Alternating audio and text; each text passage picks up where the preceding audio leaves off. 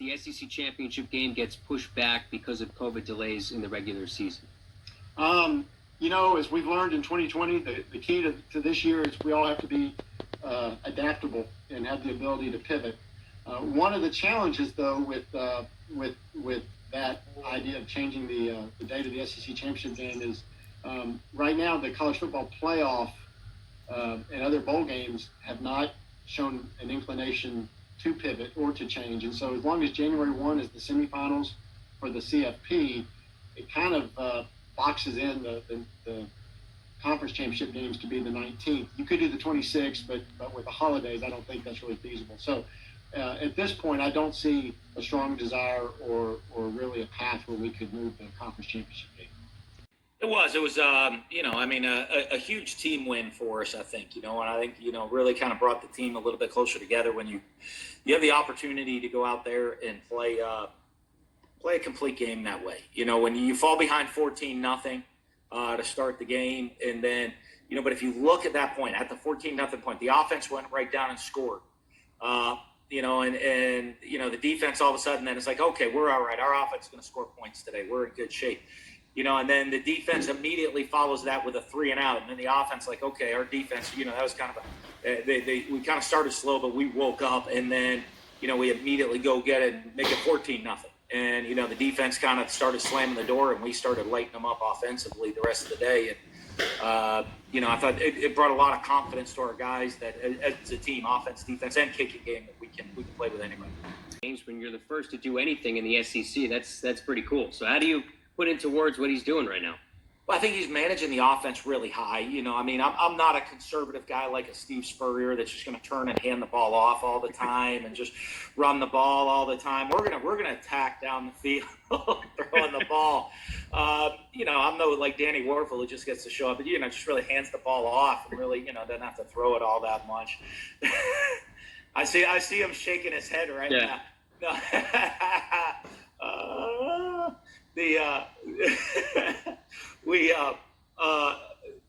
For us, I think Kyle's done a great job. I think one of the things he's done is he does we've come out, and you come into this year, I think you go into every year as a team, you like to be balanced, you look at the personality of what your team is, and you look at a Kyle who's a great decision maker, accurate passer, really smart, can get through the different reads to distribute the ball to different people. And then we have great talent, skill position on the outside. And he does a really good job of taking what the defense gives. And we've really gone pass heavy this year.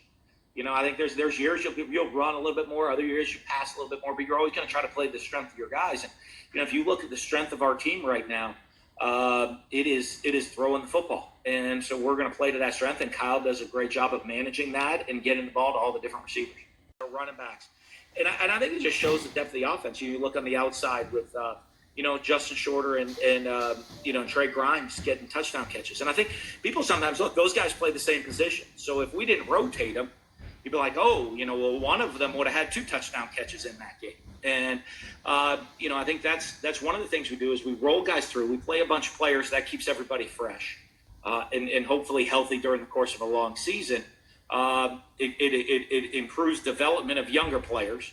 And our quarterback does a good job of taking what they're going to give us and distributing the ball to where the advantageous matchup is for us out there on the field. Of course, Felipe Franks comes to the Swamp. The question is, being familiar with Felipe, does that give the defense a leg up knowing his tendencies? Yeah, it's not going to hurt. I know there's a lot of guys on the defensive side of the ball, even though he'll, he's not going to have that red jersey on anymore. I think we're going to force them to wear their white jerseys.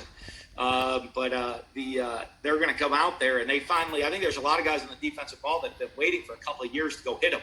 And, they've been anxiously waiting to go hit them, and they weren't allowed to do that in practice for 3 years, and now they can. So they're excited to go get a shot on.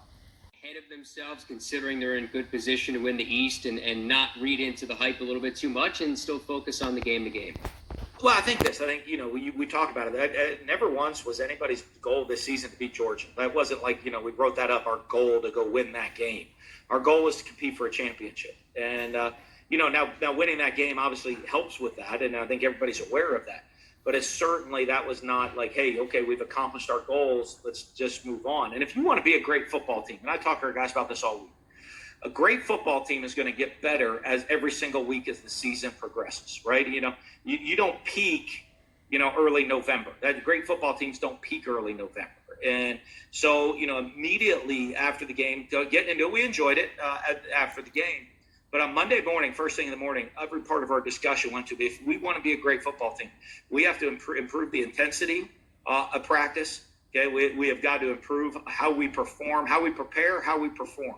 And all that's going to be in our preparation and practice, the intensity, how we go, the scout teach, everybody, picking it up a notch of practice to a little bit higher level, and then translating that within our preparation on how we go perform. And if we don't play better this Saturday than we did last Saturday, then don't expect to accomplish our goals. Good teams are constantly getting better. We want to peak.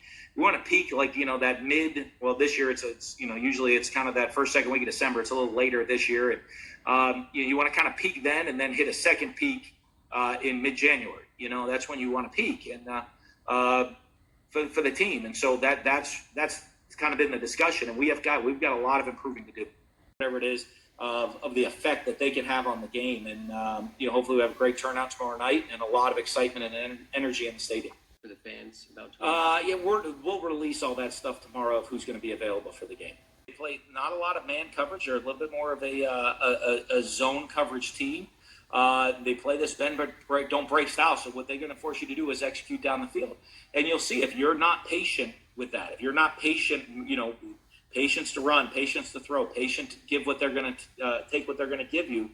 They're going to make you pay for it. And so, when you play that style of team, you have to have some patience on the offensive side of the ball, or they'll make you pay. I think it's huge. One of the things, my father was in the military, and you look at this and you look to me of people that make sacrifices. Every day I get to wake up, I get to come, I have a great family, but I get to come to a job and do what I love to do. We're afforded those freedoms that not everybody has. The unbelievable freedoms that we have in this nation, and the ability to go live your dreams. Here I'm I was the first person in my family ever to even play football. And here I'm the head coach of the Florida Gators. The freedom to be able to do what you want to do and live your dreams out the way that you want to live your dreams out. And the people that make these amazing sacrifices for us to have around the world, that for us to have that freedom. We're so thankful and grateful to all of our military everywhere that allow us to live our dreams and have the freedom that we have. Gator Nation. Man, thanks, Kyle. Good to be with you, and always great to hear from Scott Stricklin and Coach Mullen. I think Gator fans know this, but we are really blessed to have folks like that leading the helm. Just quality guys and great at what they do. And Danny, can you give the fans just an update on what you're doing now and the work that you're doing in the community? Yeah, primarily most of my time is with Desire Street Ministries. I got my little logo here on my shirt. We work in under-resourced neighborhoods all over the Southeast, and we help develop leaders to have thriving and sustainable work. Kind of like what Coach Mullen said, America has incredible opportunities, but not everybody, gets to start out the same point. I had some opportunities that other people didn't, and so part of the work at Desire Street is we get to try to create more opportunities for young people, for families, and we're working across the Southeast. And also really proud of the work we're doing with the Werfel Trophy, which is a community service award. And we're going on our 15th year. We've had some big winners like Tebow in the past, but it's primarily recognizing what people do in community service.